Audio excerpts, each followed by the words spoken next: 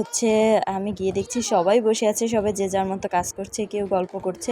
আর এই ছোটরা হচ্ছে খেলা করছিল, এখানে অনেক ছোটরা ছিল।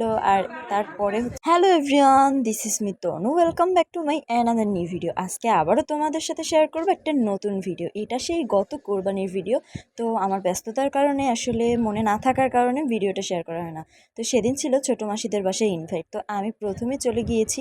আর গিয়ে দেখছি সবাই তো আগেই গিয়েছিল আমার, যেহেতু তাই হচ্ছে আমি গিয়ে দেখছি সবাই বসে আছে, সবাই যে যার মতো কাজ করছে, কেউ গল্প করছে। আর এই ছোটরা হচ্ছে খেলা করছিল, এখানে অনেক ছোটরা ছিল। আর তারপরে হচ্ছে দুপুরের টাইম হয়ে গেছে, সবাই এখানে বসে খাওয়া দাওয়া করছিল। আর এখানে আইটেম আমার যতটুকু মনে আছে ততটুকু আমি তোমাদের সাথে শেয়ার করছি। এখানে আইটেম ছিল চিংড়ি মাছ ভুনা, তারপর হচ্ছে একটা চিকেন, আর ইলিশ মাছ ফ্রাই, অ্যান্ড হচ্ছে ঝোল। আরও 2 রকমের মাছ ছিল, ডাল ছিল, আর কী ছিল আমার জাস্ট মনে নেই। তো যাই হোক, আমরা অনেক বেশি এনজয় করছিলাম, এখানে সবাই মিলে কথা বলছিলাম, গল্প করছিলাম, হাসাহাসি করছিলাম। আর হ্যাঁ, শেষ পাতে কিন্তু দই মিষ্টি ছিল, এটা না থাকলে তো সব কিছুই অসম্পূর্ণ থেকে যায়।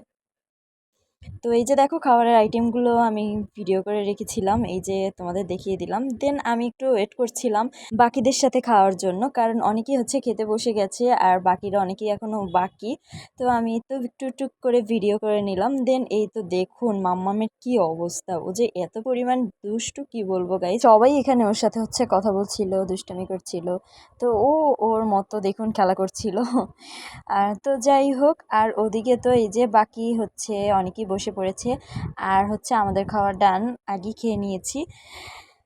আসলে খাওয়ার সময় ভিডিও করাটা আমার জন্য অনেক বেশি প্যারা হয়ে যায়, তাই আসলে আমি ভিডিও করিনি, মানে বাকিদেরটাই করছি আসলে।